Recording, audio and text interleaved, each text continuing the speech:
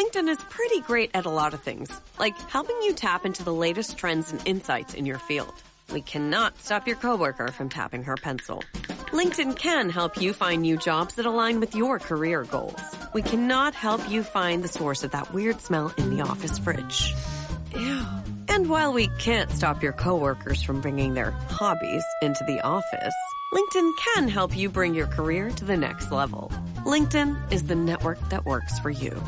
The More Money Show with Steve Moore on the Red Apple Podcast Network. I am back, folks. This is Steve Moore. This is More Money. And of course, that was Donald Trump. And by the way, we were briefly in the top 10. And then, of course, Melania Trump came out with her book. She swept this away. So anyway, it is fun to be with you. I hope you're all staying warm. It is but maybe it's cold outside today. I live in Washington, D.C. metro area. It is about 14 degrees out, and the news service, the weather service says that with wind chill, we're below zero. So that's pretty darn cold for a sleepy southern city like Washington, D.C. It's probably cold where you are. I know we have affiliates all up and down the Northeast. So stay warm. But it's beautiful, by the way, where I am. We have everything snow covered. It's like just this beautiful white,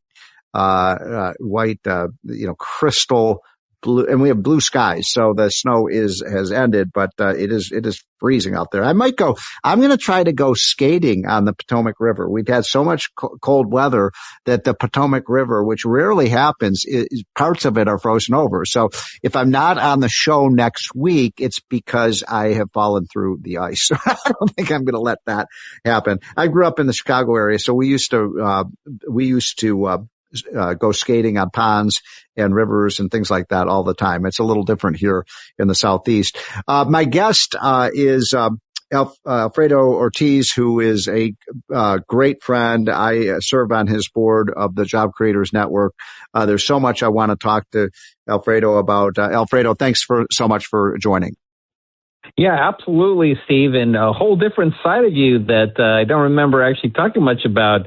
You're a music aficionado, ice figure skater. I mean, that's pretty amazing. Well, it is, amazing to me. I don't know if you have any thoughts about this, but, why can't they make great music like we did in the 60s, 70s, and 80s? And the stuff today, I'm sorry, I can't stand some of the new music. Yeah, you're absolutely right. That is why I like my Spotify, and I play my 60s, 70s, 80s, 50s music. I do too. And I keep telling you, I'm going to sell my playlist because I've got the greatest playlist, Alfredo. And if you're really good on the radio today, I may even give you my playlist. But it's all Motown, it's Beatles, it's Rolling Stones. I love it. It's all those great groups of yesterday. So let's get down to business. You were instrumental. You personally, and also the Job Creators Network, in getting that tax bill done in 2017. You had the whole road tour all over the country selling the tax cuts, and then of course we worked together last year in getting the big beautiful bill done. That's right. How's it working? It's working great. I have to tell you, Dow 50,000. You got to love that, right? I know, it's not amazing. Yeah. Dow 50,000. In fact, I know you and I a lot of times do the Jobs Day on Maria Bartiromo's show.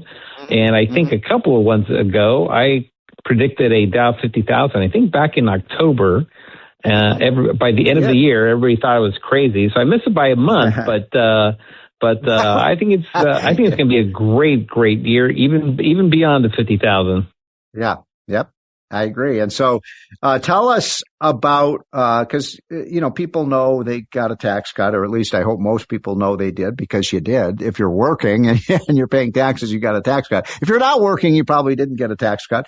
But even retirees, by the way, got a tax cut. But, what are the things, that you think are most important in that tax bill? Well, I mean, first of all, not only did they, get a tax cut, but they also avoided a tax increase.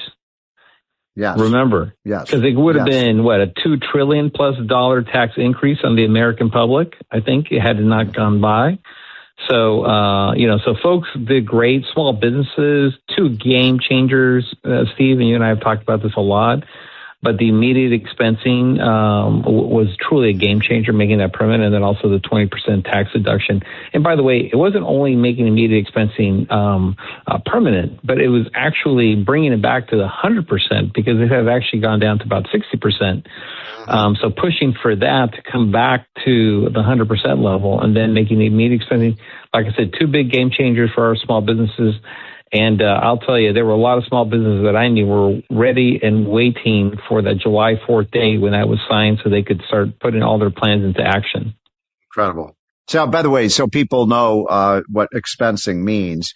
It's basically allowing businesses, when they build a plant or invest in equipment or machinery or research and development, the things that create jobs for Americans, they are able to write off that expense from their taxes the very year that it happens, instead of having to do it over a 10 or 20, or depreciate over 10 or 20, or some cases 30 years. And so that's a huge incentive, right, Alfredo, for these companies to invest right now.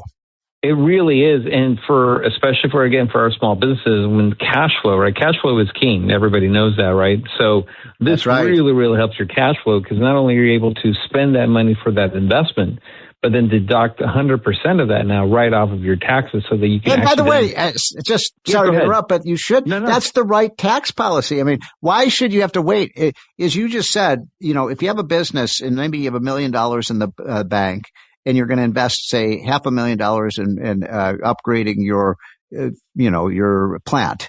And if you don't have the cash flow to pay for it, you're not going to be able to invest it. So you should be able to write that off as soon as you incur the expenditure. That's right. And Steve, remember that we're also still in this environment where interest rates are still, unfortunately, thanks to Powell, they're still artificially high, right? At least by about 2 basis points. And so this actually, at least from a cash flow perspective, allows our small businesses, to get it. Because again, also, by the way, they are still having a hard time accessing credit. So accessing credit at a higher rate, makes it so that businesses can invest, especially our small businesses. So this was huge because from a cash flow perspective, it allowed those businesses to make those investments, and they're hiring people and they're putting great Americans to work. And I think it's just going to be a booming economy in 2026. I think 4 or 5% consistently per quarter for GDP is not out of the question. So I'm talking to Alfredo Ortiz, who runs the Job Creators Network, which is one of the most important organizations representing the interests of small and medium-sized businesses. And Alfredo, you do an amazing job. And for full disclosure, I serve on Alfredo's board because I believe so much in the mission of what you do and the fact that you're so effective in doing it. And by the way, how do people find out more? Because we have a lot of businessmen and women who listen to this show. If they want to become members, how do they do it? Yeah, absolutely. So very easy, joinjcn.com, or they can look at our website and get some really great information off the website, jobcreatorsnetwork.com. And we have a great program, Steve, which I know you're very familiar with, called the Small Business Advocate Program. And we actually encourage some brave small businesses to help join the fight, because we have to fight for our small businesses. Unfortunately, the U.S. Chamber is not going to do it. I'm sorry, but the NFIB, the National Federation of Independent Businesses, not to badmouth anybody, but they're not going to do it either. We are fighting on the line day in and day out. We are the ones that are sitting there with, as you know, with the speaker, with, the House leadership, and getting stuff done for our small businesses. Yeah, well, what you do is the blocking and tackling, right? Yeah. And that's key. Yeah. You can't score touchdowns if you don't have somebody blocking and tackling. Exactly. And you are so good at that. So I'm a big believer in that. By the way, folks, at the bottom of the hour, I will start taking your calls. This is live, in color radio. And so just to remind you, if you have any thoughts or questions or comments about any of the stuff we've been talking about, please call in at 1-800-848-9222. That's 1-800-848-9222 is the More Money hotline. So we have the tax cut passed. You talk to small businessmen and women all of the time. One of the things that has been, I think, somewhat perplexing to me, Alfredo, is that we have all the signs on the economy are so positive right now. We've got declining inflation. We've got good business profits. We've got, a lot of businesses looking for workers who have the skills that that they need to expand. You've got, as you just said, 4 to 5% economic growth. These are blockbuster numbers. And yet, if you look at the opinion polls, Alfredo, Republicans are underwater on the economy, even though it's a booming economy. Some of that is just half the population just doesn't like Donald Trump. But what's going on there? And when you talk to your small business members, what are they telling you? Well, fortunately, that is turning around. So I think that's the great thing. I think the uncertainty that came from the tariffs definitely had impacted that from a business perspective, right? So, because, businesses don't like uncertainty. We all know that, right? So when you have certainty, then they can start making the business plans and moving things forward. And so now that I think the dust is settling and we're seeing that there's no big tariff inflation like a lot of predictions have been made, there's no recession out there. I mean, I think we pretty much know that. I think folks are feeling better about 2026. If you look at the end of the year in 2025, because it's really funny, Steve, I used to, and so one of the things, a great line that I always remember, a very, very smart person telling me is what people say and what people do are two totally different That's so things, true. right? Yes. Yep. And so people might have been saying that they weren't feeling great about the economy, but look at what the spending did, the holiday spending at the end of last year, record setting. Right. And so people were actually still feeling good about the spending. And I think part of it is, of course, when you have, the liberal, unfortunate media controls 80% of the media messages, right, between social media and all that other stuff. So when you have that much messaging going on, and look, I will say, honestly, the Republicans, I think, dropped the ball. I think they fumbled a little bit on the communication side on selling the win, right? Yes. I think they got a little bit distracted from other things. And I think they forgot that selling the win is just as important as actually getting the win. And so making sure that people understand that. That's true.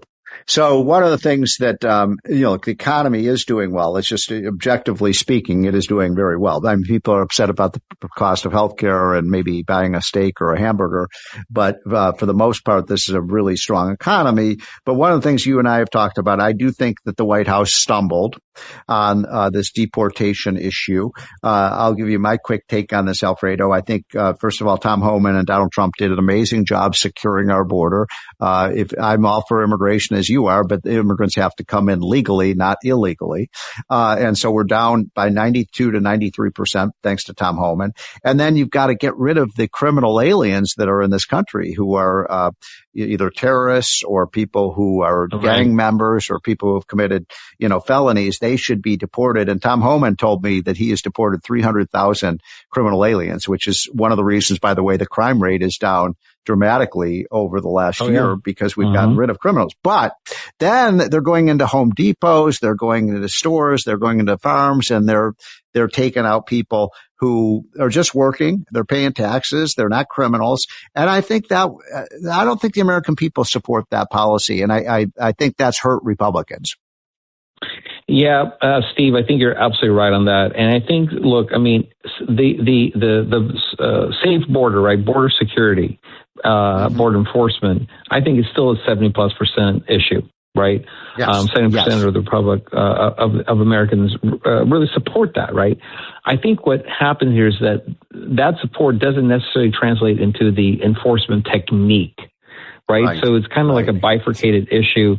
Give us a secure border, but we don't want to see the sausage making, right? At the end of the day, the average American never wants to see the sausage making. The problem is they're seeing the sausage making, how it's actually getting enforced, the techniques, right on their screens. And of course, CNN blows it up and blows it out of proportion. Yeah, of course. But again, another communications fumble here, I think, by the Republicans is, for example, when those raids happen, for example, and I've kind of mentioned this to folks as an idea, right? But let's embed a communications person with those, with the ICE agents, so that there's actually somebody there that can face the cameras, that can be in front of people that say, look, let me tell you the people that were going in and picking up. These are the big bad hombres, right, that the president, that's right.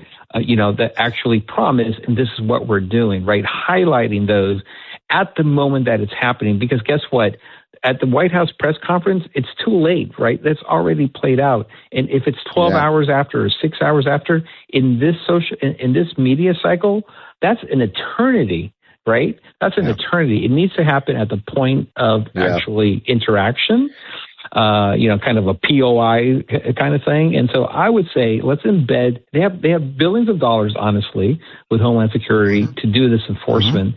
Add that one additional layer so that there is actually a spokesperson there at every single one of these talking about exactly who they're going in and raiding.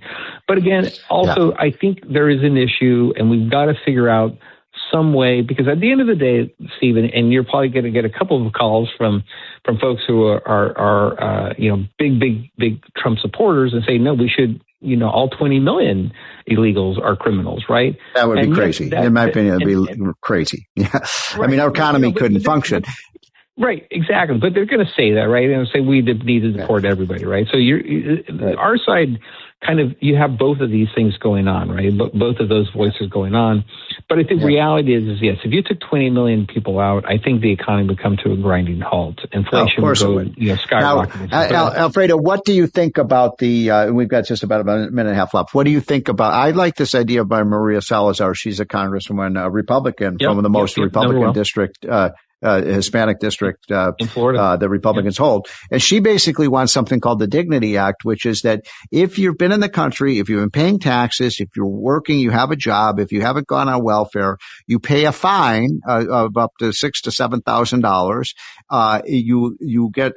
You are allowed to stay, but there is no path to citizenship as a penalty for you coming in illegally. I like that idea. I wonder what you think. Yeah, no, I actually have a little bit of a twist on that as well. So because I've spoken to literally at this point probably hundreds of employers that actually have employed illegal aliens, and they realize that they've been doing something wrong, criminal from that perspective, right? That's just reality. Right.